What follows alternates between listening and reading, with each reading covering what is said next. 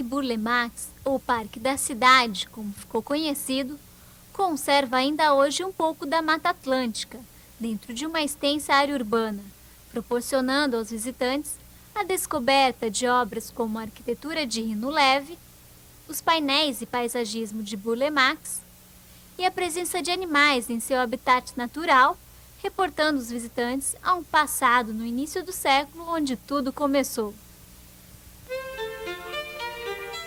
Por volta de 1925, foi instalado em São José dos Campos, cidade do interior de São Paulo, a Tecelagem Paraíba.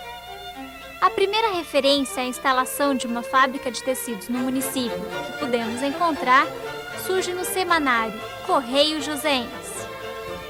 A construção revela edifícios com espaços amplos, dispondo de uma caixa mural de alvenaria de tijolos deixados sem revestimento, coberturas sustentadas por estruturas de madeira, concreto e elementos metálicos. 3 anos após a instalação da indústria, Olívio Gomes assume a empresa e coloca em pleno vapor na fabricação de tecidos de algodão, o qual a procura cresce rapidamente.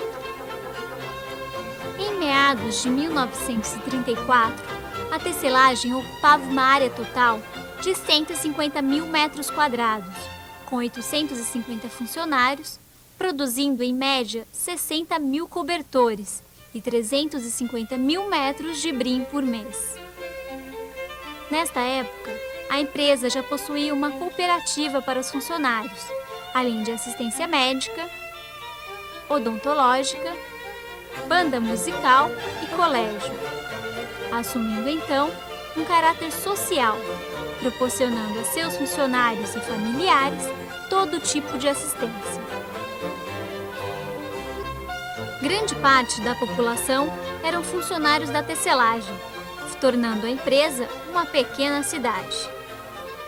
Nos anos 50, com o pós-guerra, a empresa registrou grande expansão. Depois que acabou a guerra, ele mandou vir de Prato alguns mestres porque Prato é a cidade da Itália onde tem uma escola de tecelagem, fiação e tecelagem mais importante.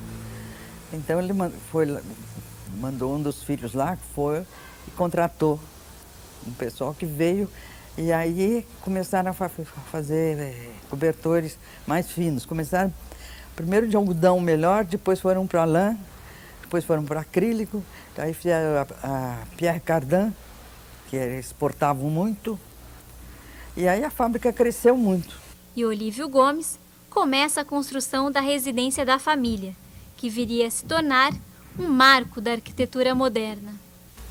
Aí foi construída a casa, porque seu livro sempre gostava de ter uma casa assim, que todos morassem juntos. Então, por isso que a casa é tão grande. Essa casa é um movimento, é um marco do movimento modernista do Brasil. Ela está, como eu mostrei para vocês, quer dizer, a capa da exposição do Burle Marx no Museu de Arte Moderna de Nova York é esta casa. Essa casa, ela é muito importante. Nós recebemos, durante anos, eu fui testemunha da BBC, de televisão alemã, da Smithsonian, quer dizer, o interesse de arquitetos, de muita gente do mundo inteiro vindo aqui para visitar o Jardim do Roberto, a arquitetura do Rino. Isso merece ser tratado com muito respeito. Com projetos de Rino Leve e Carlos Milan, contando com painéis e paisagismo de Burle Marx, nasce uma das mais representativas residências projetadas, utilizando da beleza e amplitude do sítio. A residência, localizada às margens do rio Paraíba, dispõe de 2 pavimentos, onde abriga salões de jogos, bar e vários dormitórios com a vista para os jardins. Na parede da sala de jogos, em sua face externa, podemos encontrar um painel de Burle Marx, usando a abstração geométrica do tipo mosaico em pastilhas de resina, dando harmonia em cores como vermelho, cinza, preto e verde. Em outro lado da casa, outro painel chama a atenção, utilizando ladrilhos brancos pintados à mão em vários tons de azul. O Viveiro é outro projeto de Rino Leve e Bulemax, localizado no Jardim da Residência, próximo à região dos Lagos. O paisagismo é um dos mais importantes trabalhos realizados por Roberto Bulemax, transformando todo o entorno da residência em um imenso jardim com diversas espécies de plantas. Localizado aos fundos da residência Olívio Gomes, o anfiteatro é outra obra que completa o paisagismo criado. Construído por uma arquibancada sobre a forma de arena, o pequeno anfiteatro se tornou elemento integrado ao conjunto dos jardins. Um pouco distante da casa, podemos encontrar longos corredores feitos por um conjunto de palmeiras imperiais alinhadas e dispostas lado a lado. Ainda dentro da fazenda, encontramos o galpão para máquinas e equipamentos, com um amplo espaço exigido para abrigar todo o maquinário da indústria da família.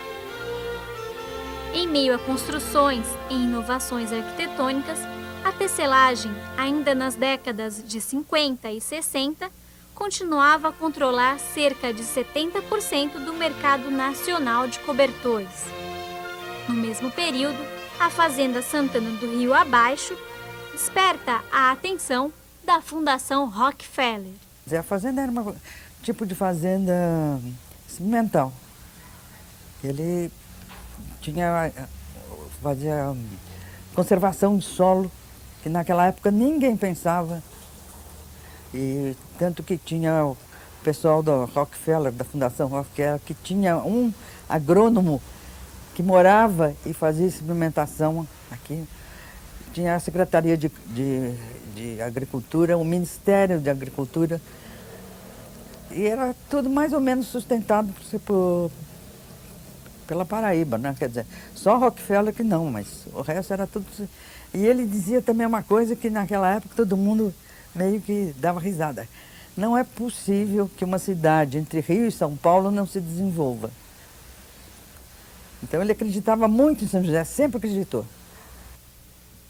No início da década de 80, a tapeçaria também faz parte da tecelagem, então administrada por Clemente Gomes, que contou com o apoio da filha para exercer o trabalho. Estava trabalhando com meu pai no ateliê de tapeçarias, que é ao lado do galpão de máquina, que era um ateliê dos tiares que ele comprou da Regina Grass, que é mulher do John Grass, que era uma grande tapeceira, e ele fazia tapeçarias então para o Bulemax e tapetes. Em mais de meio século, a tecelagem Paraíba caminhou junto e construiu parte da história da cidade e de várias famílias joseenses. Em 1983, depois de 65 anos de funcionamento, a indústria têxtil mais conhecida do país pede concordata e 10 anos depois, seu funcionamento chega ao fim. E foi pensando em todos os atrativos oferecidos que, com o esforço da família Gomes e a comunidade joseense, a tecelagem Paraíba fechou suas portas para o setor têxtil e abriu para a conquista do parque da cidade, abraçando a ideia de transformação, fazendo surgir o lazer, a cultura e a história. O conjunto de instalações da tecelagem Paraíba é desapropriado para efeito de preservação, valorização e reutilização social de seus espaços. Eu trabalhava na Fundação Cultural Cassiano Ricardo, o Célio Chaves era o diretor de Patrimônio Histórico. Conversando com o Célio, disse, olha, a possibilidade que nós vemos é passar o parque, passar a casa, passar essa área para o INSS como dívida, com a ajuda do Felipe Rastou, o marido da Maria Augusta, minha prima, e depois passar para o MINC e isso voltar para a cidade. Bom, isso era uma possibilidade, mas também o medo de ficar para o INSS e o INSS não transferir isso para o Ministério da Cultura. O Célio, então, procurou a Ângela, prefeita, que foi de uma coragem e de uma ousadia louca, porque o tempo que nós não tínhamos pelo perigo do loteamento, do empresário, enfim, que queria comprar a casa e como as dívidas eram grandes, essa área, a gente precisava vender essa área, a família precisava vender. Então encontrou-se a solução de fazer aí uma triangular e a prefeitura pagaria o INSS, estaria desapropriando. Então não foi uma desapropriação litigiosa, foi com consenso da família, prefeitura, enfim. Mas não é uma coisa fácil, quer dizer, é de uma coragem muito grande, de uma ousadia, né, da prefeita Ângela ter tomado essa decisão. E hoje é um parque, é uma área verde, não só como área verde, o patrimônio histórico que lá se encontra é dos mais importantes. Está aí o Docomomo, que veio para São José e foi feito lá. Como já disse, tem toda esse é um marco do movimento modernista. O Jardim do Burle Marx, o paisagista do século, como a arquitetura do Rino Leve. Isso tem que ser levado muito a sério. Raras são as cidades brasileiras que dispõem de tão ampla área livre, nas mediações de seu centro urbano, com o potencial de vir a se tornar um grande parque. Como patrimônio ambiental, é uma das poucas áreas que tem a vegetação em condição natural ainda, aqui em São José. E melhor, a localização, localizado no centro urbano, dentro do centro urbano. No caso, o cidadão não tem muitas opções, tá? Aliás, acho que a única opção dentro da cidade para ele ir num espaço que tenha vegetação, que tenha um local tranquilo, onde ele possa correr, possa praticar esportes, né? Com tranquilidade, possa ler, meditar. E esses tipos de atividades sempre são juntos com a vegetação, né?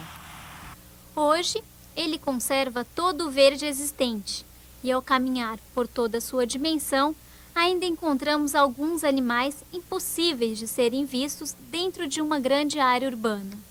Ter um parque desse tamanho dentro de no centro urbano de uma cidade, isso é um privilégio que, ó, Deus pôs a mão, a verdade é essa, tá? E as administrações que viram por isso aí. Então vem aquele está superfaturado, certo? O negativista. Mas acontece que, ó, para as cidades aqui, nós não podemos perder e nós temos que batalhar unhas e dentes para a gente conservar isso aqui e melhorar cada vez mais o que se pretende.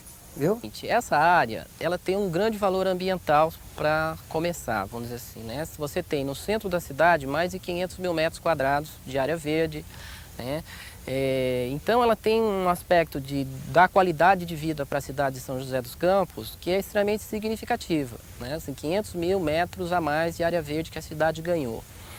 Em segundo lugar, e é extremamente importante, aqui estão concentradas obras de grandes arquitetos e paisagistas do modernismo brasileiro.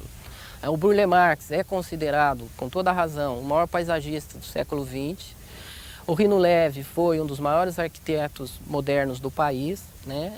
Além de outros arquitetos que participaram desses projetos aqui, tipo, como eu já citei, o Carlos Milan.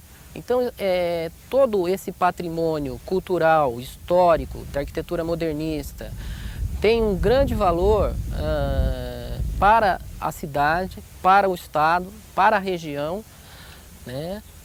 Para o país e tem uma projeção internacional, inclusive, porque toda essa área ela consta de grandes revistas de arquitetura mundiais, né? Onde nós temos, ela está registrada, as principais revistas de arquiteturas europeias e americanas registram a existência dessa área. Então ela é um patrimônio inestimável, em termos culturais também.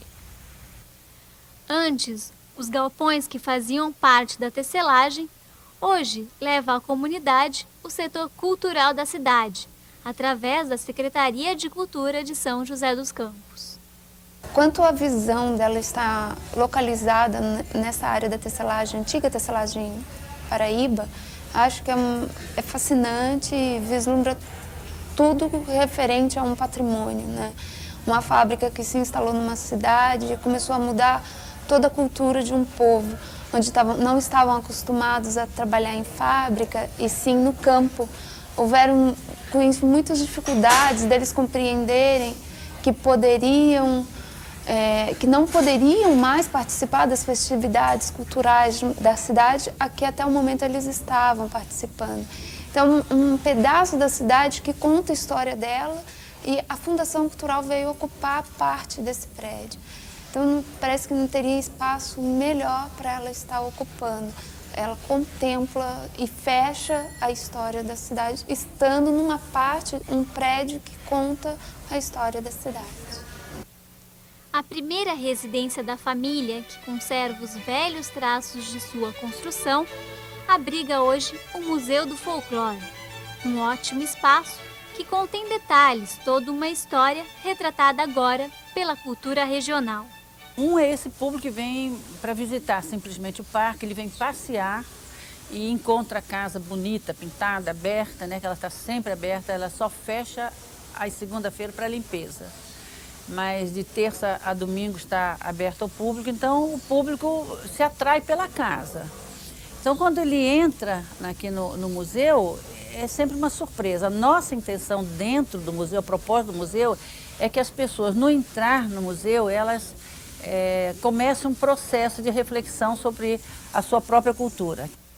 O parque tende a crescer, abraçando novos projetos de melhoria, preservando sua estrutura e proporcionando um espaço cada vez mais adequado para todos os frequentadores. Hoje nós estamos com construções de sanitários novos, certo? Que formam fazer parte do conjunto arquitetônico, certo? Sem mexer em nada, sem construir nada a mais. Esse espaço proporciona à cidade e a toda a população o resgate da história e o enriquecimento cultural, escondidos dentro de uma grande área verde da região e cercada por renomadas obras da arquitetura moderna.